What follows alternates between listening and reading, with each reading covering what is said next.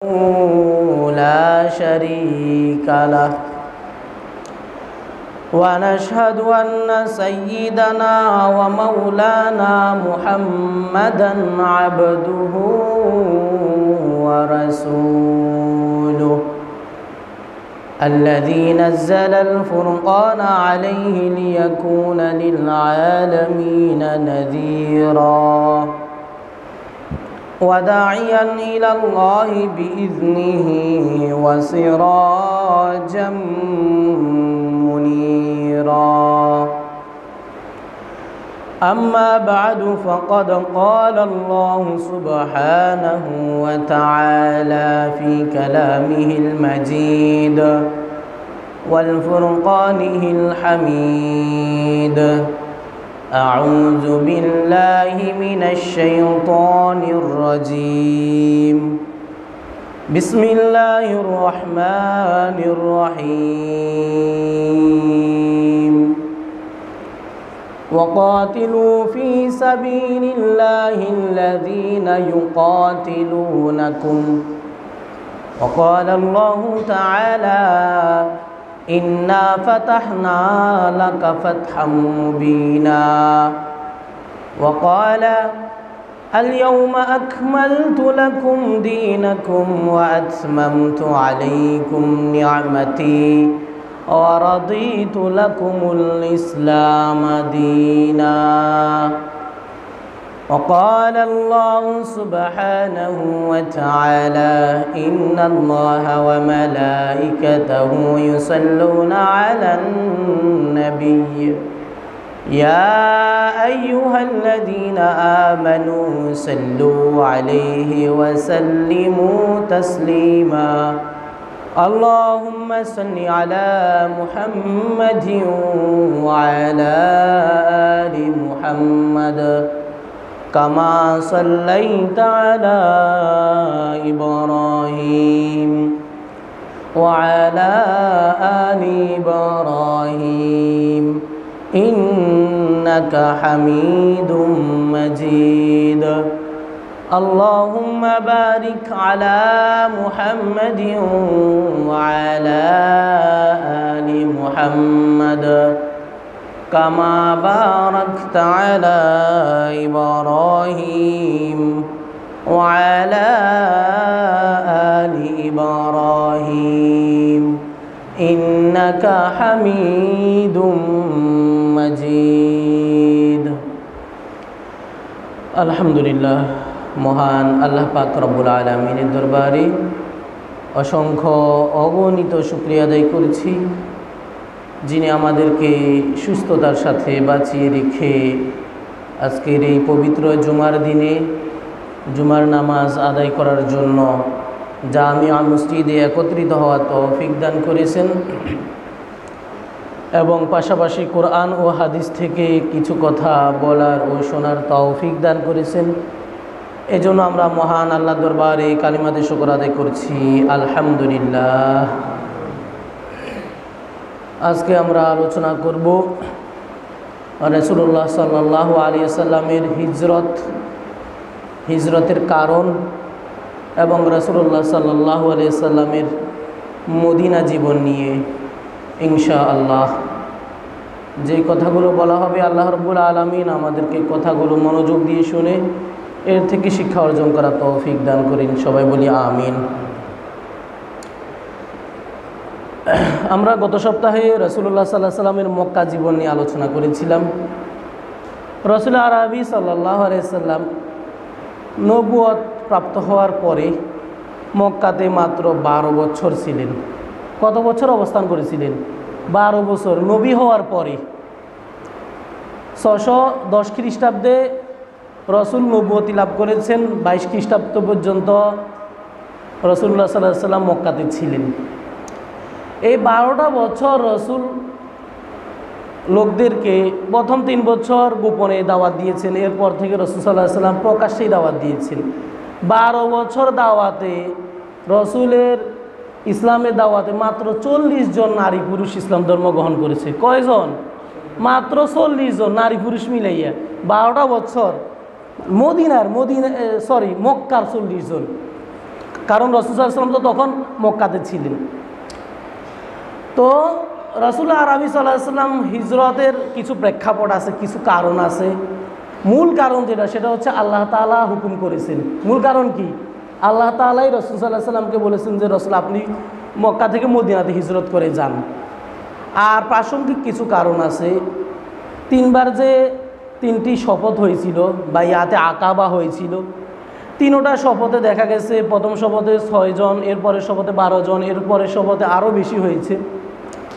দেখা গেছে যে মদিনাটা রাসূল সাল্লাল্লাহু আলাইহি ওয়াসাল্লাম মদিনাতে যাওয়ার আগেই ইসলামী রাষ্ট্রের মতো হয়ে গেছে। আউস এবং খাজরাজ গোত্রের লোকেরা যারা দীর্ঘ 40 বছর যাবৎ যুদ্ধে ছিল, যুদ্ধ বিগ্রহের মাঝে লিপ্ত ছিল, তারাও রাসূলের কাছে এসে তারা বায়াত গ্রহণ করেছে, ইসলাম ধর্ম গ্রহণ করেছিল। তো মক্কার কুরাইশের লোকেরা, অর্থাৎ রাসূলের বংশের লোকেরাই, ইয়াহুদিরা, তারা দেখতে পেল যে চতুর্দিকে ইসলামের জয়গান। রাসূল আছে মক্কায়, কিন্তু মদিনাতে ইসলাম খুব জোরে সোরে প্রচার হচ্ছে। যেমন নাকি আরব দেশটা ইসলামের একটা কেন্দ্রবিন্দুতে পরিণত হচ্ছে। তাদের একটা প্রতিহিংসা লেগে গেল। তারা তো এমনিতেই রাসূলকে বিভিন্নভাবেই প্রলোভন দিয়ে, কুৎসা রটনা করে, হুমকি ধমকি দিয়ে বিভিন্নভাবেই তারা ষড়যন্ত্র করে রাসূলকে ইসলাম থেকে দূরে সরাইতে চেষ্টা করেছিল। কিন্তু সব ক্ষেত্রেই যখন তারা ব্যর্থ হলো, তখন তারা কি করলো? মক্কার প্রত্যেকটা গোত্র থেকে একজন করে যুবক তারা সিলেক্ট করলো, নির্বাচন করলো যে তারা রাসূলুল্লাহ সাল্লাল্লাহু আলাইহি সাল্লামকে হত্যা করবে রাতে। আর এই ঘটনা হয়েছিল 622 খ্রিস্টাব্দে। আল্লাহ রাব্বুল আলামিন রাসূল আরবি সাল্লাল্লাহু আলাইহি সাল্লামকে ওহির মাধ্যমে জানিয়ে দিয়েছেন। জিবরাইল আমিন রাসূলকে এসে বলতেছে যে ইয়া রাসূলুল্লাহ, আপনি এতদিন যেই ঘরে, যেই বেডে, যেই বিছানায় শয়ন করতেন, আপনি আর এখানে শুবেন না, আপনি আজকে রাতেই আপনি হিজরত করে চলে যাবেন।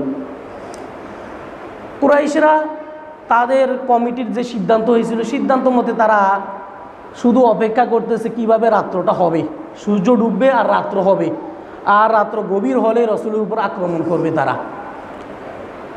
তাদের চুক্তি মোতাবেক, সিদ্ধান্ত মোতাবেক তারা রাসূলের বাড়ি, রাসূলের বাসার চতুর্পাশে তারা ঘেরাও করে ফেলছিল। যুবকেরা রাসূলকে হত্যা করবে। তো তাদের মাঝে কিছু ভালো লক্ষণ ছিল, যেটা আমরা গত সপ্তাহে একটা বলছিলাম, যে ঘরে নারী পুরুষ স্বামী স্ত্রী একসাথে থাকে, সেই ঘরে তারা অনুমতি ছাড়া ঢুকে না। তাদের একটা ভালো গুণ ছিল এটা। তো তারা রাসূল সাল্লাল্লাহু আলাইহি ওয়াসাল্লামের ঘরে কিন্তু ঢুকে নাই, তারা বাহির থেকে ঘেরাও করে রাখছে। রাসূল যদি ঘর থেকে বাহির হয়, তখন তারা রাসূলকে আক্রমণ করবে। আল্লাহ তাআলা আয়াত নাযিল করে দিয়েছে, সূরা ইয়াসিনের কয়েকটা আয়াত রাসূলকে জানাই দিয়েছেন যে ইয়া রাসূলুল্লাহ, আপনি এই আয়াতগুলো পড়ে তাদের সামনে দিয়ে এরকম বালু অথবা মাটি, ধূলিকণা আপনি নিক্ষেপ করেন। রাসূল আরবি সাল্লাল্লাহু আলাইহি সাল্লাম তার বিছানায় হযরত আলী রাদিয়াল্লাহু আনহুকে শুয়াইয়া দিয়া রাসূল বাইর হইলেন। সূরা ইয়াসিনের প্রথম থেকে নিয়ে সাদ্দাউ ওয়া মিন খালফিহিম সাদ্দান ফাগশাইনাহুম ফাহুম লা ইউবসিরুন পর্যন্ত পড়লেন। মানে এই যে শেষের আয়াত, এটার মর্মর্থ হচ্ছে সাদ্দাউ ওয়া মিন খালফিহিম সাদ্দা ফাগশাইনাহুম, আল্লাহ তাআলা তাদের সামনে এবং পিছনে চতুর্দিকে আল্লাহ তাআলা পর্দা দিয়ে দিয়েছেন, আবরণ দিয়ে দিয়েছেন। সুবহানাল্লাহ বিহামদি। ফাগশাইনাহুম, আল্লাহ তাদেরকে পর্দা দিয়ে ঢেকে দিয়েছেন। ফাহুম লা ইউবসিরুন, যার কারণে রাসূল তাদের সামনে দিয়ে বাইর হয়ে গেছে, তারা কিছুই দেখলো না। সুবহানাল্লাহ বিহামদি। রাসূল এই আয়াতগুলো পড়ে, দোয়াগুলো পড়ে সূরা ইয়াসিনের তাদের সামনে এরকম বালু নিক্ষেপ করলো, তাদের সামনে দিয়ে রাসূল কিন্তু চলে গেল। তো এভাবে রাত্রটা কাটাই গেছে। রাত্র কি হয়েছে? রাত্র শেষ হয়ে গেছে, সকাল হয়েছে। হযরত আলী রাদিয়াল্লাহু আনহু তার ঘর থেকে বাইরে হয়েছে, বললো যে রাসূলুল্লাহ সাল্লাল্লাহু আলাইহি ওয়াসাল্লাম কোথায়? বললো যে রাসূল তো তিনি তো রাত্রেই মদিনার উদ্দেশ্যে বাইর হয়ে গেছেন। তারা কিন্তু এতক্ষণ পর্যন্ত রাসূলের অপেক্ষায় ছিল, রাসূলকে মারবে। তো যাকে আল্লাহ তাআলা বাঁচাইতে চায় তাকে কেউ মারতে পারে না, কেউ মারতে পারে না। যাকে আল্লাহ কি করতে চায়, আর যাকে আল্লাহ মারতে চায় তাকে কেউ ধরে রাখতে পারে না। ইজ্জত যাকে আল্লাহ দিতে পারে তাকে কেউ বেইজ্জতি করতে পারে না, আর যাকে আল্লাহ বেইজ্জতি করতে চায় তাকে কেউ সম্মান করতে পারে না। কথা বুঝে আসছে তো? রাসূল আরবি সাল্লাল্লাহু আলাইহি সাল্লামকে আল্লাহ তাআলা হেফাজত করেছেন, রক্ষা করেছেন। রাসূলুল্লাহ রাত্রেই হযরত আবু বকর রাদিয়াল্লাহু আনহুর ঘরে চলে গেলেন। আবু বকর রাদিয়াল্লাহু আনহু এবং তারা দুটি উটে করে দুজনেই মদিনার উদ্দেশ্যে তারা সওয়ার করলেন, হিজরত করলেন। হিজরতের উদ্দেশ্যে, মদিনার উদ্দেশ্যে তারা বের হয়ে গেলেন। প্রতিমধ্যে তারা গিয়ে গারে সাউর অর্থাৎ সাউর পাহাড়ের একটা গর্তের ভিতরে তারা 3 দিন পর্যন্ত সেখানে অবস্থান করলেন। তারা যে বাইর হয়েছে এই খবর শুনে এবার কুরাইশরাও তাদেরকে ধাওয়া করছে, কুরাইশরা। তো এখানে আমরা দেখতে পাই যে রসুলকে যারা হামলা করেছে, রসুলকে যারা আঘাত করেছে, রসুলের সাথে যাদের যুদ্ধ হয়েছে, এরা যারা ছিল এরা সবাই রসুলের বংশের লোক। এরা কারা? রসুলের বংশের লোক। রসুলের জীবদ্দশায় যে যুদ্ধগুলো হয়েছে মদিনাতে, যুদ্ধ যতগুলো হয়েছিল সবগুলো কোথায় হয়েছিল? মদিনাতে। মক্কাতে শরীরে এত বিধিবিধান অবতীর্ণ হয় নাই। নামাজ, রোজা, হজ, জাকাত, ইসলামী আরও যত বিধিবিধান রয়েছে এগুলো সব মদিনাতে অবতীর্ণ হয়েছে। তো যুদ্ধ হয়েছিল কাদের সাথে? নিজের লোকদের সাথে। কাদের সাথে? নিজের লোকদের সাথে। রসুলের বংশের লোকেরা, এরা কুরাইশরা রসুলকে ধাওয়া করলো। রসুল আরবি সাল্লাল্লাহু আলাইহি সাল্লাম গারে সাওরে 3 দিন যাবৎ পর্যন্ত সেখানে অবস্থান করলেন। তারা ধাওয়া করতে করতে পিছু নিতে নিতে এই গারে সাওর যে একটা গুহা, এই গর্তের মুখোমুখি তারা চলে আসছে। কোরআনে কারিমে আল্লাহ তাআলা আয়াতও নাজিল করে দিয়েছেন। হযরত আবু বকর শানে সূরাত তওবাতে আল্লাহ তাআলা আয়াত নাজিল করে দিয়েছেন যে যখন তারা সেখানে আসলো, এই গারে সাওরে তারা উপনীত হলো, তখন তারা রসুলকে তো খুব খুঁজাখুঁজি করতে লাগলো। তারা বলা বলি করতে লাগতেছে যে এই গর্তের ভিতর হয়তো রসুল আছে, আবু বকর আছে। কিন্তু আল্লাহ তাআলার একটা মহিমা, সেখানে মাকড়সা এসে জাল বুনে দিয়েছে, এরপরে কবুতর এসে ডিমও পেড়ে দিয়েছে। সুবহানাল্লাহি ওয়া বিহামদিহি। তো তারা কিন্তু খুবই বলা বলি করতে লাগলো। আর তাদের এই কথাগুলো গর্তের ভিতরে থেকে আবু বকর রাদিয়াল্লাহু আনহু এবং রাসূলুল্লাহ সাল্লাল্লাহু আলাইহি ওয়াসাল্লাম শুনতেছে, তারা যে এই কথাগুলো বলতেছে। তখন হজরতে আবু বকর রাদিয়াল্লাহু তাআলা আনহু বললেন, যেমন কোরআনে আল্লাহ তাআলা বলেছেন, ইল্লা তানসুরুহু ফাকাদ নাসরাহুল্লাহ ইদ আখরাজাহুল্লাযীনা কাফারু ইল্লা তানসুরুহু ফাকাদ নাসরাহুল্লাহ। আল্লাহ তাআলাই রসুলকে সাহায্য করেছেন। ইদ আখরাজাহুল্লাযীনা কাফারু, যখন রসুলকে কাফেররা দেশ থেকে বাইর করে দিল, অর্থাৎ বাইর হইতে বাধ্য করে দিয়েছিল। সানিয়া ইসনাইন, তাদের 2 জনের একজন, যিনি 3য় জন, অর্থাৎ আবু বকর রাদিয়াল্লাহু আনহু, ইজ হুমা ফিল গার, যখন তারা গারে ছিল অর্থাৎ গর্তের ভিতরে ছিল, ইজ ইয়াকুলু লিসাহিবিহি, রসুলকে আবু বকর রাদিয়াল্লাহু বলতেছে, জি ইয়া রাসূলুল্লাহ, এখন আমাদের কি হবে? আমাদেরকে তো কুরাইশরা কাফেররা এখনই ধরে ফেলবে, আর ধরলেই তো এখনই তারা আমাদেরকে হত্যা করে ফেলবে। রাসূলুল্লাহ সাল্লাল্লাহু আলাইহি ওয়াসাল্লাম আবু বকর রাদিয়াল্লাহুকে সান্ত্বনা দিয়ে বলতেছেন, লিসাহিবি লা তাহজান ইন্নাল্লাহা মা'ানা। রাসূল বলতেছে যে লা তাহজান, আবু বকর তুমি কোনো চিন্তা করিও না, তুমি কোনো টেনশন নিও না, তুমি ভয় পাইও না। লা তাহজান ইন্নাল্লাহা মা'ানা, নিশ্চয়ই আমাদের সাথে আল্লাহ তাআলা রয়েছে। ফাআনজালাল্লাহু সাকিনাতাহু, এরপর আল্লাহ তাআলা রসুলের এই সান্ত্বনার মাধ্যমে তাদেরকে, হযরত আবু বকর রাদিয়াল্লাহু আনহুকে শান্ত করেছেন।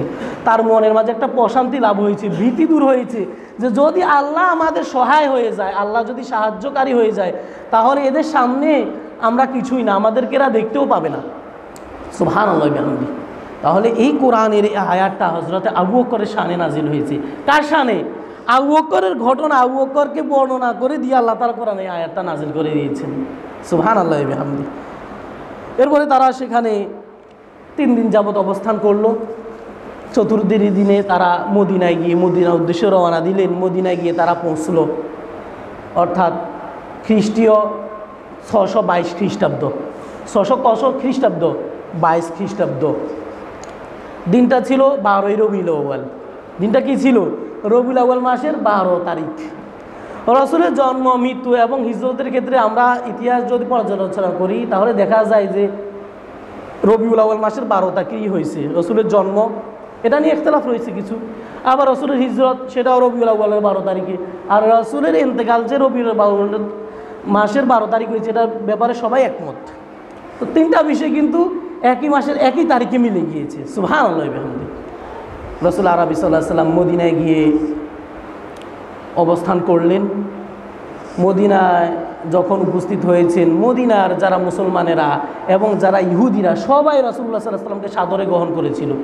মদিনার ইহুদিরাও রসুলকে গ্রহণ করেছিল, তারা রসুলকে আমন্ত্রণ করেছিল। তবে কিছু কিছু লোক ছিল সেখানে তারা নামে মুসলমান ছিল। তারা কি ছিল? নামে মাত্র মুসলমান। যেমন আব্দুল্লাহ ইবনে উবাই, সে ছিল মুনাফিক সর্দার। ইসলাম ধর্ম গ্রহণ করেছে কেন? সে ইসলামের ক্ষতি করার জন্য। রাসূল আরবি সাল্লাল্লাহু আলাইহি সাল্লাম মদিনায় গিয়েছেন, মদিনায় একটা রাষ্ট্র কায়েম করেছেন তিনি। মদিনার লোকেরা, মুসলমানরা রাসূলকে রাষ্ট্রপ্রধান হিসেবে তারা গ্রহণ করেছিল। কথা বুঝে আসছে তো? কারণ হচ্ছে কি, তখন মদিনাতে কিছু মাত্র লোক ছিল, আউস এবং খাজরাজ, সেখানে আরও কিছু লোক ছিল, বনি কুরাইজা, বনি নজির, বনি কাইনুকা, তিনটা ইহুদি বড় বড় সম্প্রদায় ছিল। তারা, এদের অনেকেই কিন্তু মুসলমান হয়ে গিয়েছে। তো এরা রাসূলুল্লাহ সাল্লাল্লাহু আলাইহি ওয়াসাল্লামের কাছে বায়াত হয়েছে। রাসূলুল্লাহ সাল্লাল্লাহু আলাইহি ওয়াসাল্লাম তখন মদিনাতে একটা রাষ্ট্র কায়েম করলেন। প্রথম বছরে গিয়ে রাসূলুল্লাহ সাল্লাল্লাহু আলাইহি ওয়াসাল্লাম মসজিদে নববী নির্মাণ করেছেন। রাসূলুল্লাহ সাল্লাল্লাহু আলাইহি ওয়াসাল্লাম প্রথমে কী করেছেন? মসজিদে নববী। আর রাসূল হিজরত করার পরে প্রথম হিজরিতে প্রথমে রাসূলের উপর নামাজ ফরজ হয়েছে।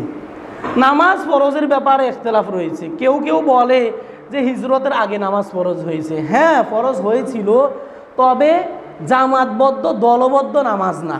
তখন রাসূলুল্লাহ সাল্লাল্লাহু আলাইহি ওয়াসাল্লাম কোনো কোনো বর্ণনা আছে তাহাজ্জুদে নামাজ পড়তেন, সংগোপনে নামাজ পড়তেন, জামাতবদ্ধভাবে সবাই একত্রে নামাজ আদায় করতেন না তখন।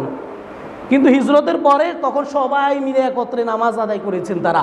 ইয়া আইয়ুহাল্লাযীনা আমানুর কাউ ওয়াসজুদু ওয়া'বুদু রাব্বাকুম। আল্লাহ তাআলা বলেছেন, ইয়া আইয়ুহাল্লাযীনা আমানু, হে ঈমানদারেরা, ইরকাউ, তোমরা রুকু করো, ওয়াসজুদু, তোমরা সিজদা করো, ওয়া'বুদু, তোমরা ইবাদত করো, রাব্বাকুম, তোমাদের রবের, ওয়াফআলুল খায়রা, এবং ভালো ভালো কাজ যেগুলো আছে সেগুলো করো, লাআল্লাকুম তুফলিহুন, তাহলে আশা করা যায় তোমরা কামিয়াব হবে, তোমরা সাকসেস হবে, তোমরা সফল হবে। সুবহানাল্লাহ। হিজরতের প্রথম বছরে রাসূল আরবি সাল্লাল্লাহু আলাইহি ওয়াসাল্লাম মসজিদে নববী নির্মাণ করলেন। মদিনাকে ঘোষণা দেওয়া হলো মদিনাতুন নবী। আগে নাম ছিল ইয়াসরিব। আগে নাম ছিল কি? ইয়াসরিব। এরপরে নামকরণ করা হয়েছে মদিনাতুন নবী, মানে রাসূলের শহর। সুবহানাল্লাহ। প্রথম বছরে রাসূলুল্লাহ সাল্লাল্লাহু আলাইহি ওয়াসাল্লাম মক্কাতে একটা সংবিধান কায়েম করেছিলেন 622 খ্রিস্টাব্দে, যেটাকে বলা হয় মদিনা সনদ। সনদ মানে হচ্ছে সংবিধান, আইন, নিয়ম কানুন। একটা রাষ্ট্র পরিচালনা করার জন্য যেসব নিয়ম কানুন আছে সেটাকে বলা হয় সনদ। আর পৃথিবীর ইতিহাসে প্রথম লিখিত সনদ বা প্রথম লিখিত সংবিধান ছিল মদিনা সনদ। সুবহানাল্লাহ বিহামদি। এর মধ্যে কিছু ধারা ছিল, 47টা ধারা, কোনো কোনো ইতিহাসবিদদের মতে 53টা ধারা আছে। তো এই ধারাগুলোর মাঝে উল্লেখযোগ্য কিছু ধারা এখন বলতেছি। একটা ধারা হচ্ছে রাসূলুল্লাহ সাল্লাল্লাহু আলাইহি ওয়াসাল্লাম মদিনার সর্বোচ্চ নেতা হবেন এবং তিনি মদিনার বিচারালয়ের প্রধান বিচারপতি হবেন। রাসূল আরবি সাল্লাল্লাহু আলাইহি ওয়াসাল্লাম, রাসূলের কথায় বিচার মীমাংসা হবে। ইহুদি যারা আছে মদিনার, এরপরে যারা কাফের আছে, ভিন্ন ধর্মাবলম্বী যারা আছে এবং মুসলমানরা যারা আছে, এদের মাঝে কোনো যদি সমস্যা হয় বিচার মীমাংসা করতে হয়, রাসূল আরবি সাল্লাল্লাহু আলাইহি ওয়াসাল্লাম এর বিচার মীমাংসা করবে। এরপরে মদিনা সনদে স্বাক্ষরিত যারা ইহুদি আছে, প্রত্যেকটা গোত্রের লোকেরা যারা আছে, সবাই সরকারি চাকরি করতে পারবে। সবাই কি করতে পারবে? সরকারি বিভিন্ন পদে তারা উপনীত হতে পারবে নিজের শিক্ষাগত যোগ্যতা দিয়া। হোক সে ইহুদি, হোক সে খ্রিস্টান, সে যেই ধর্মাবলম্বী হোক না কেন, নিজের শিক্ষাগত যোগ্যতা দিয়ে সরকারি বিভিন্ন চাকরিতে তারা যেতে পারবে। এটা হচ্ছে মদিনা সনদের একটা নীতি। এরপরে মদিনা সনদের আরেকটা নীতি হচ্ছে ধর্মীয় স্বাধীনতা দেওয়া হয়েছে। যে যে যার ধর্ম সে তার ধর্ম পালন করবে। ইহুদি সে তার ধর্ম পালন করবে, খ্রিস্টান সে তার ধর্ম পালন করবে, মুসলিম তারা তাদের ধর্ম পালন করবে। কারো ধর্ম কারোর উপর চাপিয়ে দেওয়া যাবে না, এবং কারো ধর্মের কোনো দেবতাকে যাকে উপাসনা করা হয় তাদের গালমন্দও করা যাবে না, তিরস্কার করা যাবে না, ঠাট্টা করা যাবে না। এরপরে কোনো একজন লোক যদি কোনো অন্যায় করে, তার ব্যক্তিগত অন্যায় পুরো সম্প্রদায়ের উপরে চাপানো যাবে না। একজন যদি ইহুদি দোষ করে, সে নিজেই দোষী হবে, এর জন্য তার সম্প্রদায়কে, তার পুরা জাতিকে দোষারোপ করা যাবে না। আর ব্যক্তি যেই হোক, নেতা হোক, প্রজা হোক, ছোট মানের হোক, বড় মানের হোক, যেই ব্যক্তি হোক, অপরাধী সবাই সমান। যেই ক্ষেত্রেই হোক না কেন, প্রত্যেক অপরাধীকে বিচারের মুখোমুখি করতে হবে। সে যদি নেতা হয় এই জন্য ছাড় পাওয়া যাবে এমনটা নয়। মদিনার সনদের নিয়ম নীতির মাঝে, এটা সংবিধানের মাঝে লেখা হয়েছে। এরপরে বলা হয়েছে যে বহিরাগত যদি কোনো শত্রু আসে, অর্থাৎ কুরাইশদের মধ্য থেকে মক্কার যদি কোনো শত্রু আসে মদিনাতে হামলা করে, জাত ধর্ম সব কিছু ভেদাভেদ ভুলে গিয়ে সবাই ঐক্যবদ্ধভাবে শত্রুর মোকাবেলা করতে হবে। যদি কোনো কাফের আসে, কোনো মদিনা থেকে কোনো মক্কা থেকে কোনো ইহুদি আসে হামলা করে, তাহলে মদিনাতে মক্কার ইহুদি হামলা করলে মদিনাতে যারা ইহুদি আছে, মদিনাতে যারা মুসলমান আছে, সবাই মিলে ঐক্যবদ্ধভাবে এটাকে প্রতিহত করতে হবে। কথা বুঝে আসছে তো? এখানে এটা করা যাবে না যে ইহুদি আসছে, সে আমার ধর্মের লোক, এর জন্য আমি স্বজনপ্রীতি করবো বা আমি যুদ্ধ থেকে পিছপা হয়ে থাকবো, এমনটা নয়। রাসূলুল্লাহ সাল্লাল্লাহু আলাইহি ওয়াসাল্লাম মদিনাকে নিরাপদ শহর বলে ঘোষণা দিয়েছেন। রাসূল সেখানে সংবিধানে লিখে দিয়েছেন, বলে দিয়েছেন যে আজকে থেকে মদিনাতে সকল ধরনের অন্যায়, অরাজকতা, জেনা, এরপরে খুন, দর্শন, মদপান, সকল ধরনের হারাম কাজ নিষিদ্ধ ঘোষণা করা হয়েছে। মদিনা একটা নিরাপদ শহর হিসেবে ঘোষিত হয়েছিল। এরপরে হচ্ছে যুদ্ধে যে ব্যয় হবে, এটা নিজ নিজ দলের লোকেরাই ব্যয়টা বহন করবে, এটা কোনো রাষ্ট্রীয়ভাবে বহন করবে এমন নয়।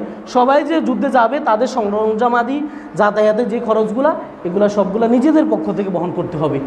আর সর্বশেষ যেটা সনদের নীতিমালা, সেটা হচ্ছে যারা এই শর্ত ভঙ্গ করবে তাদের পক্ষে আল্লাহর পক্ষ থেকে তাদের উপর গজব নাজিল হবে, অর্থাৎ অভিশাপ নাজিল হবে। কথা বুঝে আসছে তো? এই সনদটা এটা শুধু তখনকার জন্য না, এটা সব সময়ের জন্য। কখনকার জন্য? এখনকার সময়ের জন্য, কিয়ামত পর্যন্ত সব সময় যদি এই সনদটা যদি কায়েম করা হয় যে কোনো রাষ্ট্রে, প্রত্যেকটা রাষ্ট্র সেটা ইহুদি রাষ্ট্র হোক, খ্রিস্টান রাষ্ট্র হোক অথবা মুসলিম রাষ্ট্র হোক, সেখানে শান্তি ফিরে আসবে। কারণ ধর্ম নিয়ে কোনো বাধাবাধি নেই, ধর্ম নিয়ে কোনো হট্টগোল নাই, সবাইকে সমান অধিকার দেওয়া হয়েছে। সুবহানাল্লাহ বিহামদি। এটা হয়েছিল রাসূলুল্লাহ সাল্লাল্লাহু আলাইহি ওয়াসাল্লামের নবুয়তি হিজরতের প্রথম বছর 22 খ্রিস্টাব্দে।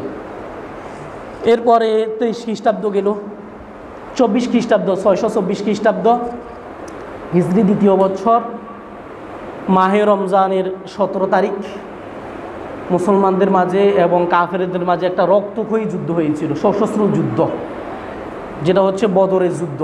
এর আগে একটা যুদ্ধ হয়েছিল খণ্ডযুদ্ধ, সেটাকে বলা হয় নখলার যুদ্ধ। এই যুদ্ধের কিছু কারণ আছে।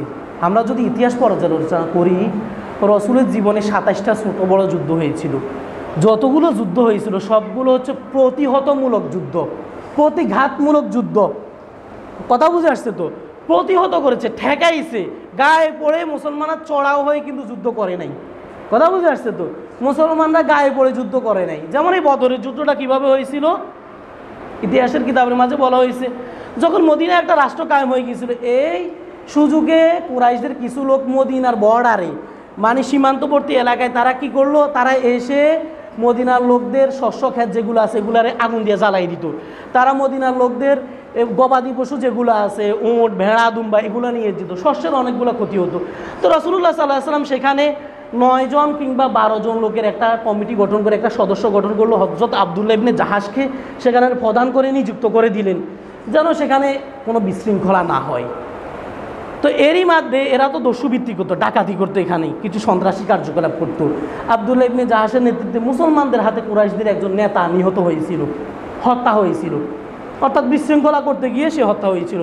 এরই কেন্দ্র করি এরপর হচ্ছে কুরাইশদের তো আগের একটা হিংসা প্রতিহিংসা আছেই, তাদের শুরু থেকে রাসূল নবী হওয়ার পর থেকে একটা হিংসা।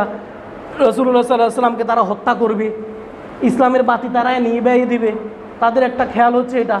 তারা মনে করে এটা হচ্ছে রাগের আগুন অথবা মোমবাতির আগুন, তারা তাদের মুখের ফু দিয়ে এটাকে নিভাই দিবে। কোরআনে আল্লাহ তাআলা সূরা সফের মাঝে বর্ণনা করে দিয়েছেন, এরপরে সূরা তাওবার মাঝে আল্লাহ তাআলা বর্ণনা করে দিয়েছেন, ইউরিদুনা আন ইউতফিউ নূরাল্লাহ, তারা চায় যে আল্লাহর নূরকে, আল্লাহর আগুনকে, আল্লাহর আলোকে তারা তাদের মুখের ফুৎকার দিয়ে নিভিয়ে দিবে। তো তাদের কিছু প্রতিহিংসা, তাদের কিছু কারণেই বদরের যুদ্ধটা মুখোমুখি হলো, এটা ঘনাইয়ে আসলো। 624 খ্রিস্টাব্দ 27 রমজান বদরের প্রান্তরে যুদ্ধ হবে মুসলমানদের মাঝে এবং কাফেরদের মাঝে। মুসলমানরা মাত্র 313 জন। মুসলমান মাত্র কজন? 313 জন। কারণ মুসলমানদের কোনো যুদ্ধ করার ইচ্ছাই ছিল না। রাসূল আরবি সাল্লাল্লাহু আলাইহি ওয়াসাল্লামের যুদ্ধ করার, জিহাদ করার, লড়াই করার কোনো ইচ্ছা ছিল না, তারাই গায়ে পড়ে এসে যুদ্ধ করতে লাগলো। তো মুসলমানদের সংখ্যা ছিল মাত্র 313 জন। এরপরে তাদের ঘোড়া ওট এগুলো তেমন ছিল না, 2-4টা ঘোড়া ছিল। কথা বুঝে আসছে তো? আর কাফেররা তারা ছিল 1000-এরও বেশি, সহস্র তারা ছিল। তাদের 700 জন ছিল এরকম ঘোড়ায় আরোহী, 200 জন ছিল পায়ে আরোহী, এরপরে 100 জন ছিল উটে আরোহী, তাদের অনেক যুদ্ধের অনেক সরঞ্জাম ছিল। বদর প্রান্তরে যখন যুদ্ধ হয়েছিল তারা একমাত্র আল্লাহর উপর ভরসা করে গিয়েছিল। কার উপর ভরসা করে? আল্লাহর উপরে ভরসা করে। আল্লাহ তাআলা তাদেরকে সাহায্য করেছেন। কোরআনে আল্লাহ বলেন যে আমি বদরীদেরকে, যারা বদরের যুদ্ধে তারা অবতীর্ণ হয়েছে, আমি তাদেরকে আসমান থেকে প্রেরিত 1000 সৈন্য দিয়ে তাদেরকে সাহায্য করেছি। সুবহানাল্লাহ বিহামদি। কোরআনের অন্য আয়াতে আল্লাহ বলেছেন আমি আকাশ থেকে প্রেরিত ঘোড়ায় চড়া এরকম 5000 ফেরেশতা দিয়ে বদরীদেরকে আমি সাহায্য করেছি। সুবহানাল্লাহ বিহামদি। তাহলে এর থেকে বোঝা যায় মুসলমানদের প্রত্যেকটা ক্ষেত্রে আল্লাহর উপর ভরসা করতে হবে। কার উপর ভরসা করতে হবে? বাহুবল দিয়ে কোনো কাজ হবে না, শারীরিক বল দিয়ে কোনো কাজ হবে না, কাজ হবে ইমানের বল দিয়ে। কিসের বল দিয়ে? ইমানের বল দিয়ে কাজ হবে। বদরের যুদ্ধে মুসলমানরা বিজয় হয়েছিল, মুসলমানদের মাত্র 14 জন শহীদ হয়েছিল সেখানে, আর কাফেরদের 24 জন নেতা সহ 70 জন মারা গেছে, নিহত হয়েছে, আর 70 জন বন্দীও হয়েছিল। কথা বুঝে আসছে তো? তো মুসলমানরা তখন সেই যুদ্ধে জয়ী হয়েছিল। জয়ী হওয়ার পরে এবার যারা কাফের ছিল তাদের তো একটা প্রতিহিংসা তো আছেই। আবু সুফিয়ানের গায়ে জ্বালা যন্ত্রণা শুরু হয়ে গিয়েছে। সে প্রতিজ্ঞা করেছে যদি মুসলমানদেরকে শেষ করতে না পারে তাহলে সে পানি স্পর্শ করবে না, সে তেল স্পর্শ করবে না, তেল ব্যবহার করবে না, স্ত্রী সহবাস করবে না। আর কুরাইশদের যেসব নারীরা ছিল তারা তাদের পুরুষদেরকে উস্কানি দিচ্ছে যে তোমরা কেমন পুরুষ, এই কটা লোকদের সাথে তোমরা পারলা না, মাত্র 313 জন, তোমরা হাজার হাজার লোক গেছো, মানে উস্কানি দিচ্ছে। আর কবি সাহিত্যিক যারা ছিল তারাও তাদের কবিতার মাধ্যমে, তাদের গানের মাধ্যমে, সঙ্গীতের মাধ্যমে ওইদেরকে আরও বেশি উস্কানি দিচ্ছে। এর কারণে দেখা গেছে পরের বছর হচ্ছে উহুদের যুদ্ধ। পরের বছর কিসের যুদ্ধ হয়েছিল? 625 খ্রিস্টাব্দে মার্চ মাসে হয়েছিল। বদর যুদ্ধ, উহুদের যুদ্ধ, খন্দকের যুদ্ধ, এই 3টা যুদ্ধ কিন্তু মার্চ মাসের দিকে হয়েছিল। তো পরের বছর 625 খ্রিস্টাব্দের মার্চ মাসে হয়েছিল উহুদের যুদ্ধ। সেটাতেও কিন্তু মুসলমানরা যুদ্ধ করার ইচ্ছা ছিল না, কাফেররাই গায়ে পড়ে তারা যুদ্ধ করতে লাগলো। উহুদ প্রান্তরে তারা 3000 লোক আসছিল, তারা ছিল 3000, মুসলমানরা ছিল মাত্র 1000। 1000 নিয়ে যখন যুদ্ধপথে যাত্রা করেছে, প্রতিমধ্যে আব্দুল্লাহ ইবনে উবাই 300 লোক নিয়ে সরে গেছে, মানে ইহুদি। সে ইহুদি থেকে মুসলমান হয়েছে, মুনাফিক সর্দার আব্দুল্লাহ ইবনে উবাই 300 লোক নিয়ে আসে যুদ্ধের পর থেকে সরে গেছে। মুসলমানরা আরও কমে গেছে, মাত্র 700 জন হয়ে গেছে। মুসলমানদের মনোবলও কমে গেছে, কারণ লোক সংখ্যা একদম কম। এরপরে এর বিপরীতে তারা হচ্ছে 3000 জন। কথা বুঝে আসছে তো? যুদ্ধের ময়দানে যখন উপনীত হয়েছে, রাসূলুল্লাহ সাল্লাল্লাহু আলাইহি ওয়াসাল্লাম যুদ্ধের আগে যুদ্ধের কিছু নীতিমালা বলে দিয়েছে। রাসূল পাহাড়ের কিছু গিরিপথে চিপা চাপাই সেখানে তীরন্দাজ বাহিনী কিছু সৈন্য নিযুক্ত করে দিয়েছে। তাদেরকে বলে দিয়েছিল যে মুসলমানদের জয়ী হোক অথবা কাফেরদের জয়ী হোক, যাদেরই জয়ী হোক, তোমরা আমার অর্ডার ছাড়া, আমার অনুমতি ছাড়া তোমরা গিরিপথ থেকে, পাহাড়ের চূড়া থেকে, এই গুহা থেকে, চিপা চাপা থেকে তোমরা বাইর হয়ে আসিও না। এটা একটা যুদ্ধের একটা নীতি। এরা কি করেছিল? মুসলমানরা যখন যুদ্ধ উপনীত হয়েছিল, দেখা গেছে হযরত খালিদ বিন ওলীদ, তখন তিনি এখনও মুসলমান হয় নাই। কথা বুঝে আসছো তো? তিনি ছিলেন সেনাপতি কাফেরদের মাঝে। তার একটা যুদ্ধের একটা কৌশল অবলম্বন করলো। মুসলমানরা যখন হামলা করলো তারা একটু পিছপা হয়ে গিয়েছিল, তারা পিছে যাইয়া পাহাড়ের একটা আড়ালে গিয়ে পলায়ন করছিল। মুসলমানরা এই সুযোগে কী করলো? গণিমতের মাল, মানে যুদ্ধলব্য সম্পদ যেগুলো আছে, টাকা পয়সা, অর্থকড়ি, অস্ত্রশস্ত্র, এগুলো নেওয়ার জন্য তারা পাহাড়ের চূড়া থেকে বিভিন্ন জায়গা থেকে এসে যখন উহুদের প্রান্তরে এসে লাগলো, তারা এগুলো সংগ্রহ করার জন্য লাগলো, লুপ করলো। কি করলো? লুপ করলো। এরপরে নেতার আদর্শ, নেতার হুকুমও মানলো না, তারা এগুলো যুদ্ধলব্ধ সম্পদ, গণিমতের মালগুলো আত্মসাৎ করার জন্য চাইল। তো কি করলো? ফলাফল কি হলো? পিছন দিয়ে এবার খালিদ বিন ওলীদ তার বাহিনী নিয়ে, সশস্ত্র বাহিনী নিয়ে সবাইকে হামলা করলো। হামলা করার কারণে 70 জন মুসলমান তখন শহীদ হয়ে গেছে। রাসূল আরবি সাল্লাল্লাহু আলাইহি ওয়াসাল্লামের দাঁতও তখন সেখানে শহীদ হয়ে গেছে, রাসূলের দাঁতও পড়ে গিয়েছিল। কথা বুঝে আসছে তো? এই যুদ্ধ থেকে একটা বিষয় জানা যায়, সেটা হচ্ছে সর্বক্ষেত্রে নেতার অনুসরণ করতে হবে। কার অনুসরণ করতে হবে? নেতার অনুসরণ করতে হবে। শুধু যুদ্ধক্ষেত্রে যে এমন নয়, প্রত্যেকটা ক্ষেত্রেই নেতা যিনি আমির হবেন, যিনি দলপতি হবে, প্রত্যেক ক্ষেত্রে তার অনুসরণ করতে হবে, অর্থাৎ শরীয়তের গণ্ডির ভিতরে থেকে। আর তাদের সেখানে মাত্র 23 বা 24 জন, তারাও কিন্তু হত্যা হয়েছে। যারা কুরাইশা ছিল, কাফেরা, তারা মাত্র 24 জন, 23-24 জন হত্যা হয়েছে। কিন্তু মুসলমানরা ব্যাপক সংখ্যে সেই যুদ্ধে দেখা গেছে সাময়িকভাবে মুসলমানরা পরাজিত হয়েছিল। 625 খ্রিস্টাব্দ, 26 খ্রিস্টাব্দে গেল, 627 খ্রিস্টাব্দে আরেকটা যুদ্ধ, খন্দকের যুদ্ধ। কাফেররা কুরাইশরা আবারও মুসলমানদের উপর চড়াও হবে। তাদের সৈন্যবাহিনী অনেক বেশি, তাদের সৈন্যবাহিনী হচ্ছে 10,000 আর মুসলমানরা মাত্র হচ্ছে 3,000। এর মোকাবেলা কিভাবে করা যাবে? কথা বুঝেছো? খন্দকের যুদ্ধ, যেটাকে বলা হয় আহজাবের যুদ্ধ। কোরআনে কারিমে আহজাবের যুদ্ধ বলা হয়, মানে আহজাব হিজবুন শব্দ থেকে আসছে। হিজবুন মানে হচ্ছে দল, আহজাব মানে অনেকগুলা দল। আরবের কুরাইশদের যতগুলো দল আছে সবগুলো দল ঐক্যবদ্ধভাবে, তারা দেখা গেছে এককভাবে মুসলমানদের ধ্বংস করতে পারলো না, ঐক্যবদ্ধভাবে সব দলগুলো এসে মুসলমানদের উপর চড়াও হলো, তারা হামলা করবে। এখন কি করা যায়? 10,000-এর বিপরীতে হচ্ছে মাত্র 3,000 সৈন্য। হজরতে রাসূল আরবি সাল্লাল্লাহু আলাইহি সাল্লাম তখন একটা পরামর্শ মিটিং ডাকলেন যে কি করা যায়। তখন পরামর্শক্রমে একটা সিদ্ধান্ত হলো যে তারা খন্দক করবে, মানে একটা খাল খনন করবে, খালের মতো এরকম খনন করবে, মদিনার 3 দিক দিয়ে এরকম খনন করবে। তারা এরকম করে রাখবে, যখন সৈন্যবাহিনী সেখানে আসবে, হামলা করতে আসবে ঘোড়া নিয়ে বা উট নিয়ে, তারা সেখানে পড়ে যাবে। কথা বুঝে আসছে তো? তারা হামলা করতে পারবে না, তারা তো আর দেখবে না সামনে কি আছে না আছে। এখনও দেখা যায় অনেক সময় এরকম হয়, যুদ্ধের ক্ষেত্রে বা বিভিন্ন লড়াইয়ের ক্ষেত্রে বাংকার করা হয়, সৈন্যবাহিনীরা তারা এরকম আত্মগোপন করে থাকে, তারা শত্রুদের অবস্থাটা লক্ষ্য করে। তো সেখানে পরামর্শক্রমে একটা সিদ্ধান্ত হয়েছিল কি, সেখানে করা হবে, খন্দক করা হবে, খাল নির্মাণ করা হবে। খাল নির্মাণ করা হলো 10 হাত লম্বা, 10 হাত চৌড়া করে, উপরের দিকে পাশ দিয়ে 10 হাত, নিচের দিকেও 10 হাত গভীর করলো, একটা খাল নির্মাণ করলো, একটা খন্দক নির্মাণ করলো। যুদ্ধ যখন ঘনাইয়ে আসছে, দেখা গেছে বিনা যুদ্ধে মুসলমানদের জয় হয়ে গেছে। সুবহানাল্লাহ বিহামদি। মুসলমানরা কোনো যুদ্ধ করা লাগে নাই, মুসলমানরা তখন কি করা লাগে নাই, কোনো যুদ্ধ করা লাগে নাই। কাফেররা আসছে আর ওই খাদার ভিতরে, গর্তর ভিতরে, খালের ভিতরে তারা পড়ে গিয়েছিল। তো এসব ক্ষেত্রে কিছু নীতি অবলম্বন করতে হয়, কিছু কি করতে হয়, যুদ্ধের ক্ষেত্রে আল্লাহর উপর তো তাকওয়া করতেই হবে, এরপরে কিছু কৌশল, কিছু নীতি অবলম্বন করতে হবে। এটা গেল একটা যুদ্ধ, 627 খ্রিস্টাব্দ। এর পরের বছর রাসূল আরবি সাল্লাল্লাহু আলাইহি ওয়াসাল্লাম 1400 সাহাবী নিয়ে রাসূল আরবি সাল্লাল্লাহু আলাইহি ওয়াসাল্লাম মক্কার উদ্দেশ্যে গেলেন। তিনি উমরা হজ করবেন, উমরা করবেন। প্রতিমধ্যে হুদায়বিয়া নামক একটা জায়গা, সেখানে এবার কুরাইশরা, কাফেররা তাদেরকে বাধা দিল।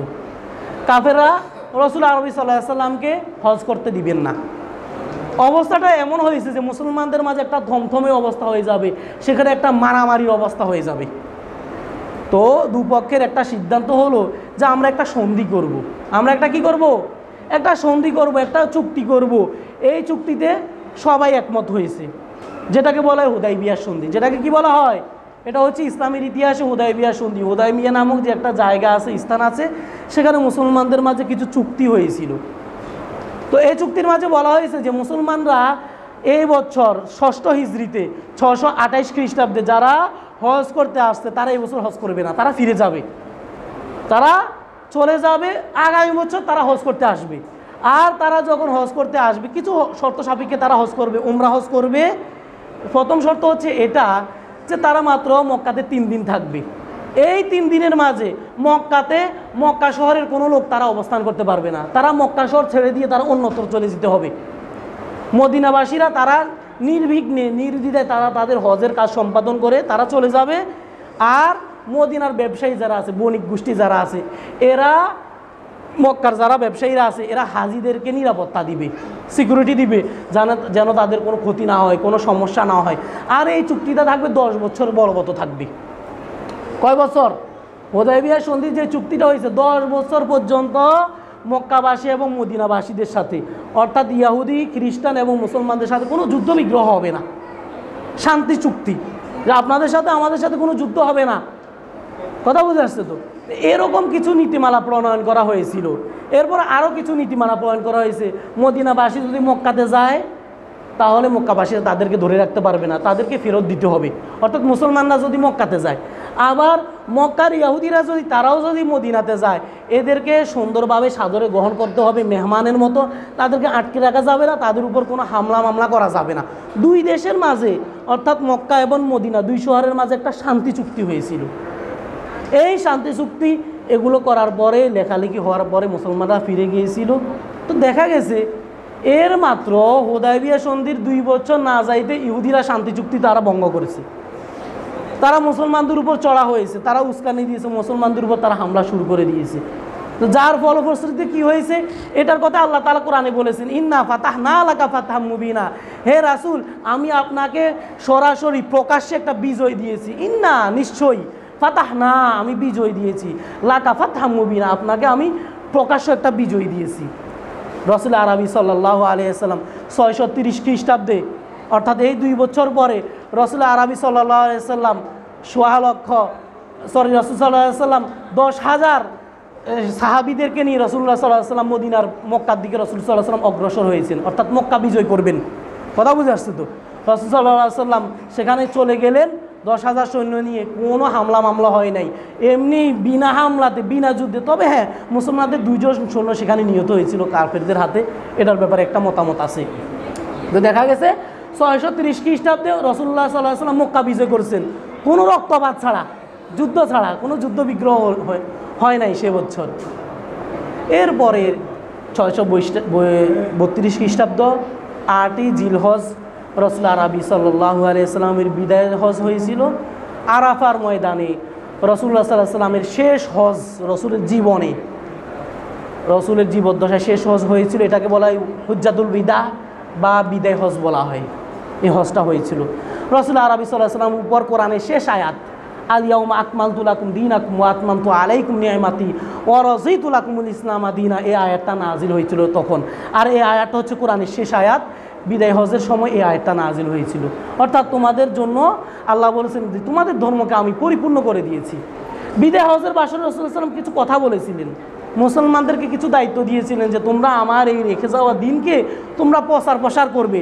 স্বামী স্ত্রীদেরকে তাদেরকে উদ্দেশ্যে বলেছেন যে স্বামীরা স্ত্রীর উপর কোনো জুলুম করবে না, তাদেরকে দাসীর মতো ব্যবহার করবে না, নিজেরা যা খাবে নিজেদের স্ত্রীদেরকে তা খেতে দিবে, নিজেরা যা পড়বে নিজেদের স্ত্রীদেরকে তা পড়তে দিবে।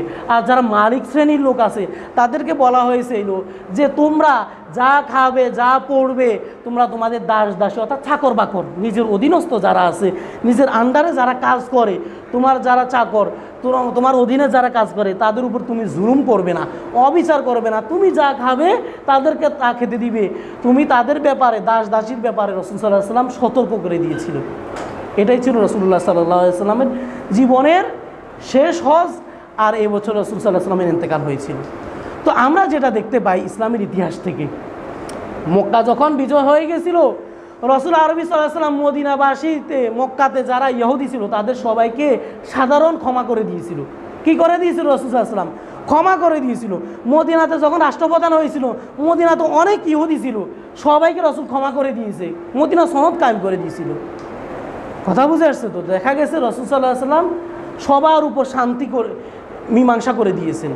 তাহলে এর থেকে বোঝা যায় যদি দুনিয়াতে যদি রাষ্ট্রে ইসলাম কায়েম হয় তাহলে সবাই নিরাপদে থাকবে। সবাই কিভাবে থাকবে? কিন্তু কিছু কিছু শ্রেণীর লোকেরা তারা মনে করে ইসলাম কায়েম হলে হয়তো তারা নির্যাতিত হবে। না, নির্যাতিত হবে না। তখন সবাইকে সিকিউরিটি দেওয়া হবে, সবাইকে সবার ইবাদত, পূজা মণ্ডপে যাওয়ার জন্য, পূজা করার জন্য, উপাসনা করার জন্য, সব কিছুর জন্য নিরাপত্তা দেওয়া হবে। আল্লাহ তাআলা আমাদেরকে আলোচিত কথা থেকে শিক্ষা অর্জন করার তৌফিক দান করেন, আমাদের বাস্তব জীবনে রাসূলুল্লাহ সাল্লাল্লাহু আলাইহি ওয়াসাল্লামের আদর্শকে প্রয়োগ করার তৌফিক দান করেন, অনুসরণ করার তৌফিক দান করেন। আমিন। ওয়া আখিরু দাওয়ানা আলহামদুলিল্লাহি রাব্বিল আলামিন। আসসালামু আলাইকুম ওয়া রাহমাতুল্লাহি ওয়া বারাকাতুহু। যাদের সুন্নত পড়া হয়নি তারা সুন্নত পড়ে নিন।